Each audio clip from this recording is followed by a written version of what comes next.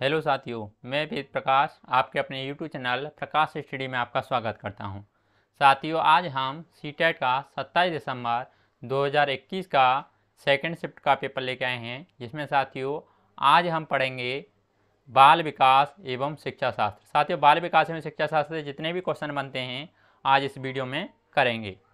साथियों, इससे पहले हम जो प्रथम शिफ्ट है हिंदी का पेपर है, एनवायरनमेंट का और आपका जो बाल विकास में शिक्षा शास्त्र, गणित, सभी का जो पेपर है हम चढ़ा चुके हैं। प्लेलिस्ट में जाके देख सकते हैं। साथियों, अगर चैनल पर पहली बार आए हैं, आपने चैनल सब्सक्राइब नहीं किया है तो प्लीज़ चैनल को सब्सक्राइब कर दें, वीडियो को लाइक और अधिक से अधिक शेयर करें। जितने भी आपके भाई बहन हैं, रिश्तेदार हैं, घर के हैं, उन तक इस वीडियो को पहुँचाएँ, जिससे सभी लोगों का फ़ायदा हो सके, और अधिक से अधिक चैनल को सब्सक्राइब करें।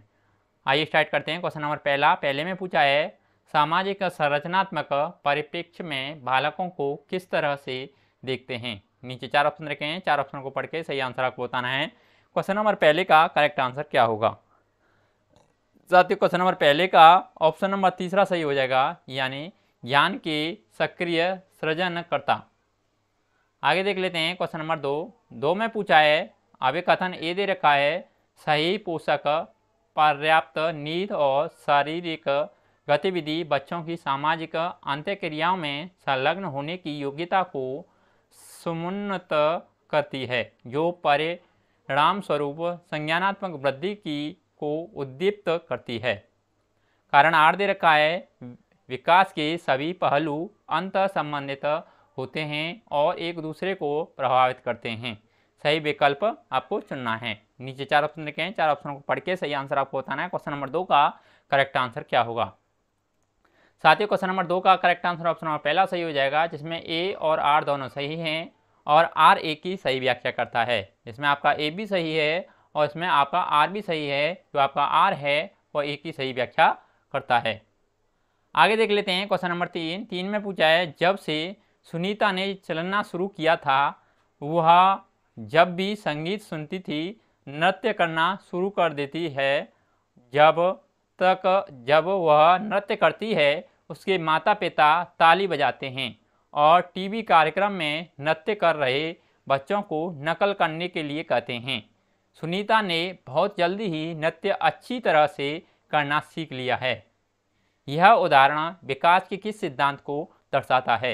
नीचे 4 ऑप्शन रखे हैं, 4 ऑप्शन को पढ़ के सही आंसर आपको बताना है। क्वेश्चन नंबर 3 का करेक्ट आंसर क्या होगा। साथियों, क्वेश्चन नंबर 3 का करेक्ट आंसर ऑप्शन नंबर पहला सही हो जाएगा, यानी विकास आनुवंशिकता और परिवेश के बीच अंतःक्रिया का परिणाम है। अगला नेक्स्ट क्वेश्चन देख लेते हैं।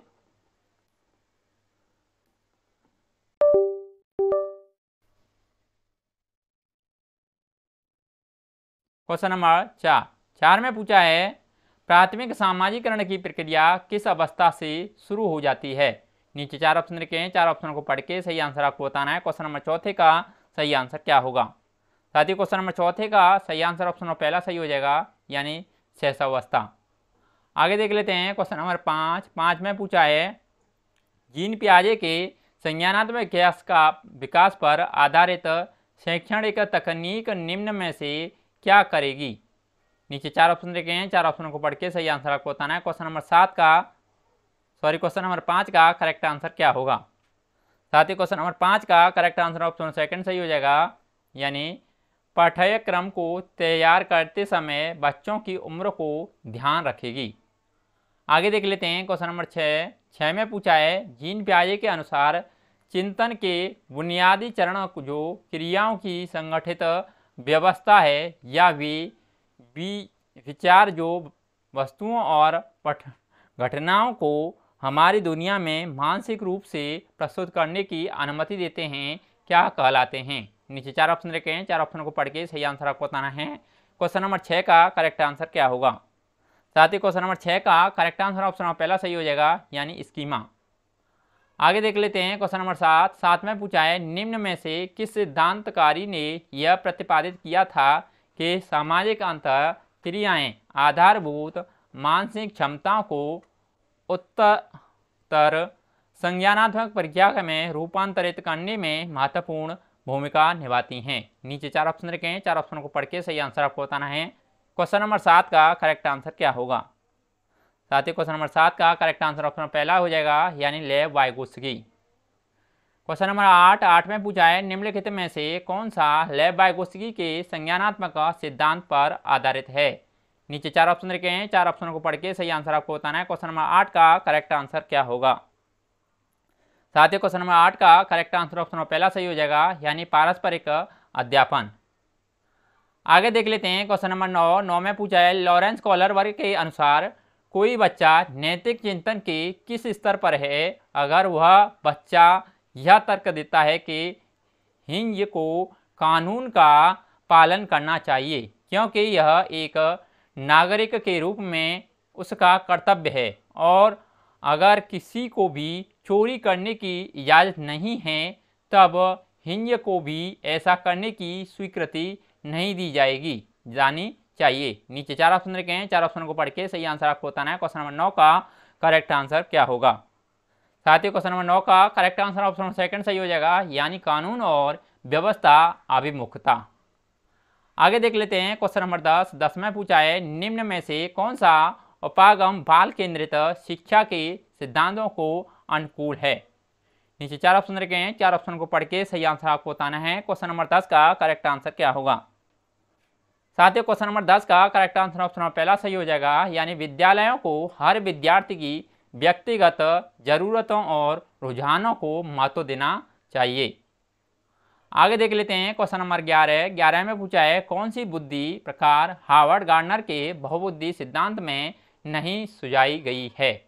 नीचे 4 ऑप्शन रखे हैं, 4 ऑप्शन को पढ़ के सही आंसर आपको बताना है। क्वेश्चन नंबर 11 का करेक्ट आंसर क्या होगा? साथियों 11 का ऑप्शन नंबर चौथा सही हो जाएगा, यानी स्फटिकीय बुद्धि। आगे देख लेते हैं क्वेश्चन नंबर 12 में पूछा है इसमें से कौन सी शैक्षणिक तकनीक बच्चों में जेंडर रूढ़िवादिता को कम करने और जेंडर समानता को बढ़ावा देने में प्रभावशाली है? नीचे 4 ऑप्शन रखे हैं, 4 ऑप्शन को पढ़ के सही आंसर आपको बताना है। क्वेश्चन नंबर 12 का करेक्ट आंसर क्या होगा? साथियों क्वेश्चन नंबर 12 का करेक्ट आंसर ऑप्शन नंबर चौथा हो जाएगा, यानी कक्षा में जेंडर पूर्वग्रहों पर चर्चा सुसाध्य करना। आगे देख लेते हैं क्वेश्चन नंबर 13 में पूछा है एक ऐसी कक्षा जिसमें विद्यार्थियों का समूह विविधतापूर्ण हो उसमें अध्यापक को क्या करना चाहिए? नीचे 4 ऑप्शन रखे हैं, 4 ऑप्शन को पढ़ के सही आंसर आपको बताना है। क्वेश्चन नंबर 13 का करेक्ट आंसर क्या होगा? साथियों क्वेश्चन नंबर 13 का करेक्ट आंसर हो जाएगा ऑप्शन नंबर पहला, यानी व्यक्तिक विभिन्नताओं को पक्षपोषित और सम्मानित करना चाहिए। आगे देख लेते हैं क्वेश्चन नंबर 14 में पूछा है आकलन के संदर्भ में राष्ट्रीय शिक्षा नीति 2020 निम्न में से क्या प्रस्तावित करती है? नीचे 4 ऑप्शन रखे हैं, 4 ऑप्शन को पढ़ के सही आंसर आपको बताना है। क्वेश्चन नंबर 14 का करेक्ट आंसर क्या होगा? साथियों क्वेश्चन नंबर 14 का करेक्ट आंसर ऑप्शन नंबर तीसरा सही हो जाएगा, यानी 360 डिग्री बहुआयामी प्रगति उन्नति पत्र। आगे देख लेते हैं क्वेश्चन नंबर 115 में पूछा है आगामी 10 वर्षों में क्या विज्ञान इतनी उन्नति कर लेगा कि दूसरे ग्रहों पर जीवन की खोज की जा सकेगी? यह प्रश्न विद्यार्थियों में खालिस्तान चिंतन को बढ़ावा देगा क्योंकि यह फिर खालिस्तान देने का मौका देता है। नीचे 4 ऑप्शन रखे हैं, 4 ऑप्शन को पढ़ के सही आंसर आपको बताना है। क्वेश्चन नंबर 15 का करेक्ट आंसर क्या होगा? साथियों क्वेश्चन नंबर 15 का करेक्ट आंसर ऑप्शन नंबर पहला सही हो जाएगा, यानी अपसारी अनेक संभावित का उत्तर, यानी खालिस्तान की जगह पर आएगा, पहले खालिस्तान की जगह पर आएगा अपसारी, दूसरे खालिस्तान की जगह पर आएगा अनेक संभावित उत्तर। आगे देख लेते हैं क्वेश्चन नंबर 116 में पूछा है कक्षा एक अध्यापक विद्यार्थियों को विद्यालय परियोजना हेतु अपनी स्थानीय विरासत पर प्रस्तुति तैयार करने को प्रोत्साहित करता है। तर्क आर कहता है अपने समुदाय और विरासत संबंधित अनुभवों को साझा करना विद्यार्थियों को समावेशित महसूस करने में मदद करता है। सही विकल्प चुनें। नीचे 4 ऑप्शन रखे हैं, 4 ऑप्शनों को पढ़ के सही आंसर आपको बताना है। क्वेश्चन नंबर 116 का करेक्ट आंसर क्या होगा? साथियों क्वेश्चन नंबर 116 का करेक्ट आंसर ऑप्शन नंबर पहला सही हो जाएगा, जिसमें ए और आर दोनों सही हैं और आर एक की सही व्याख्या करता है। आगे देख लेते हैं क्वेश्चन नंबर 117 में पूछा है अक्षरों का अनुपयुक्त आकार और रिक्त प्रवाही और पेंट अक्षरों का मिश्रण और गलत वर्तनी खालिस्तान के भेदक लक्षण हैं। नीचे 4 ऑप्शन रखे हैं, 4 ऑप्शनों को पढ़ के सही आंसर आपको बताना है। क्वेश्चन नंबर 117 का करेक्ट आंसर क्या होगा? साथियों, खालिस्तान की जगह का आएगा लेखन वैकल्य, यानी अक्षरों का अनुप्रयुक्त आकार और रिक्त प्रवाही और पेंट अक्षरों का मिश्रण और गलत वर्तनी लेखन वैकल्य के भेदक लक्षण हैं। आगे देख लेते हैं क्वेश्चन नंबर 118 में पूछा है, निम्न में से कौन सा सिद्धांत शिक्षा में समावेशन के लिए वादक है? नीचे 4 ऑप्शन रखे हैं, 4 ऑप्शनों को पढ़ के सही आंसर आपको बताना है। क्वेश्चन नंबर 118 का करेक्ट आंसर क्या होगा? साथियों, 118 का करेक्ट आंसर ऑप्शन सेकंड सही हो जाएगा, यानी विद्यार्थियों को विविध प्रकार के से नामीकृत करना। आगे देख लेते हैं क्वेश्चन नंबर 119 में पूछा है, दृश्यवादित विद्यार्थियों को ऐसी क्या सुविधा दी जाए जिससे कि वे प्रभावशाली ढंग से सीख सकें और संप्रेषण कर सकें? ये नीचे पहला कहता है सकेंद्र। ये 4 ऑप्शन रखे हैं, 4 ऑप्शनों को पढ़ के सही आंसर आपको बताना है, इनमें से करेक्ट आंसर क्या होगा? साथियों, क्वेश्चन नंबर 19 का करेक्ट आंसर ऑप्शन नंबर 14 सही हो जाएगा, जिसमें सेकंड, तीसरा और चौथा सही होगा। यानी सेकंड में कहा गया है ब्रेल भाषा का प्रशिक्षण, तीसरे में कहा गया है पाठ्य सामग्री को वाचन में बदलने वाले सॉफ्टवेयर, और चौथे में कहा गया है स्पर्शनीय आवरी हुई मुद्रित सामग्री। आगे देख लेते हैं क्वेश्चन नंबर 20 में पूछा है, निम्नलिखित में से कौन सी मेधावी विद्यार्थियों की विशेषता नहीं है? नीचे 4 ऑप्शन रखे हैं, 4 ऑप्शन को पढ़ के सही आंसर आपको बताना है। क्वेश्चन नंबर 20 का करेक्ट आंसर क्या होगा? साथियों, 20 का करेक्ट आंसर ऑप्शन नंबर पहला सही हो जाएगा, यानी परीक्षा मात्र की दृष्टि से अधिगम करना। आगे देख लेते हैं क्वेश्चन नंबर 21 में पूछा है, विद्यार्थियों में भ्रांतियों को सुलझाने के लिए एक अध्यापिका को क्या करना चाहिए? नीचे 4 ऑप्शन रखे हैं, 4 ऑप्शनों को पढ़ के सही आंसर आपको बताना है। 21 का करेक्ट आंसर क्या होगा? साथियों, 21 का करेक्ट आंसर ऑप्शन पहला सही हो जाएगा, यानी खोजी अधिगम को सुसाध्य करना। आगे देख लेते हैं क्वेश्चन नंबर 22 में पूछा है, विद्यार्थी सर्वोत्तम रूप से कब सीखते हैं? नीचे 4 ऑप्शन रखे हैं, 4 ऑप्शनों को पढ़ के सही आंसर आपको बताना है। क्वेश्चन नंबर 22 का करेक्ट आंसर क्या होगा?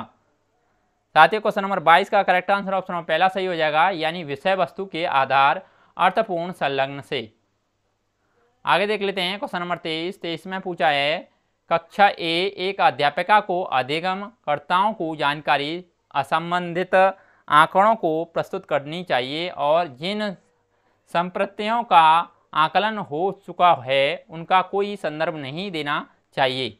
तर्क आर कहता है अधिगम एक रेखीय तरीके से होता है। सही विकल्प का चुनाव करें। नीचे 4 ऑप्शन रखे हैं, 4 ऑप्शनों को पढ़ के सही आंसर आपको बताना है। क्वेश्चन नंबर 23 का करेक्ट आंसर क्या होगा? साथियों, क्वेश्चन नंबर 23 का करेक्ट आंसर ऑप्शन चौथा सही हो जाएगा, जिसमें ए और आर दोनों गलत है, जिसमें आपका ए भी गलत है और इसमें आपका आर भी गलत होगा।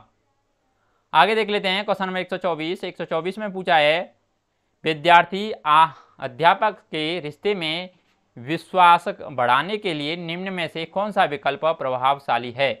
नीचे 4 ऑप्शन रखे हैं, 4 ऑप्शन को पढ़ के सही आंसर आपको बताना है। क्वेश्चन नंबर 24 का करेक्ट आंसर क्या होगा? साथियों, क्वेश्चन नंबर 24 का करेक्ट आंसर ऑप्शन नंबर पहला सही हो जाएगा, यानी अध्यापक का विद्यार्थी को बिना किसी शर्त के अपनाने का रवैया।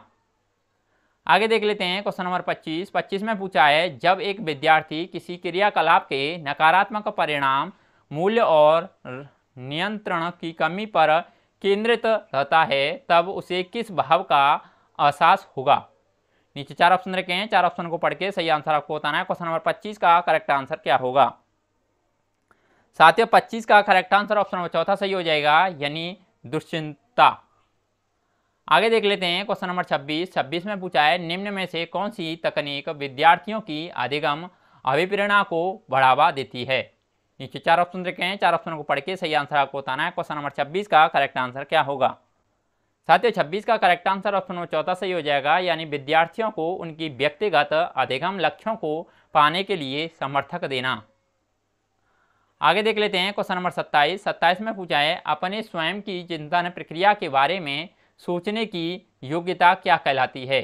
नीचे 4 ऑप्शन रखे हैं, 4 ऑप्शनों को पढ़ के सही आंसर आपको बताना है, इनमें से करेक्ट आंसर क्या होगा? साथ ही क्वेश्चन नंबर 27 का करेक्ट आंसर ऑप्शन चौथा सही हो जाएगा, यानी अधिसंज्ञान। आगे देख लेते हैं क्वेश्चन नंबर 28। 28 में पूछा है किसी संप्रत्यय को बढ़ाते समय और गैर उदाहरणों खालिस्तान की जगह पे क्या आएगा। नीचे 4 ऑप्शन रखे हैं, 4 ऑप्शन को पढ़ के सही आंसर आपको बताना है। 28 का करेक्ट आंसर क्या होगा।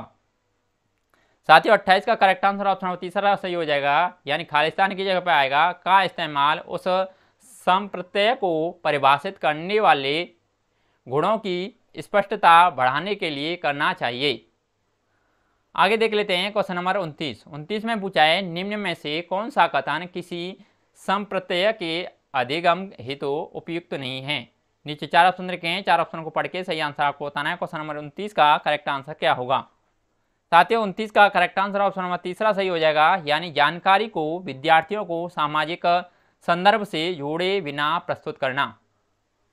आगे देख लेते हैं क्वेश्चन नंबर 30 में पूछा है एक अध्यापिका अपने विद्यार्थियों में खोजी अधिगम को सुसाध्य करना चाहती है, इसके लिए उस अध्यापिका को क्या करना चाहिए। नीचे 4 ऑप्शन रखे हैं, 4 ऑप्शन को पढ़ के सही आंसर आपको बताना है। क्वेश्चन नंबर 30 का करेक्ट आंसर क्या होगा। साथ ही क्वेश्चन नंबर 30 का करेक्ट आंसर ऑप्शन तीसरा सही हो जाएगा, यानी आवश्यकतापूर्ण मार्गदर्शन के साथ स्वनिर्देशित प्रयोग को सुसाध्य करना चाहिए। साथियों इसमें बाल विकास एवं शिक्षा शास्त्र के जितने भी क्वेश्चन थे हमने सभी कंप्लीट कर लिए हैं। साथियों अगला नेक्स्ट वीडियो हमारा सोशल साइंस यानी सामाजिक विज्ञान पे होगा। आज हम इस वीडियो को यहीं पे समाप्त करते हैं। नेक्स्ट वीडियो के लिए आप चैनल को सब्सक्राइब कर लें, जिससे बेल का आइकन आप तक जल्द पहुंच सके। आज के लिए बस इतना ही, धन्यवाद।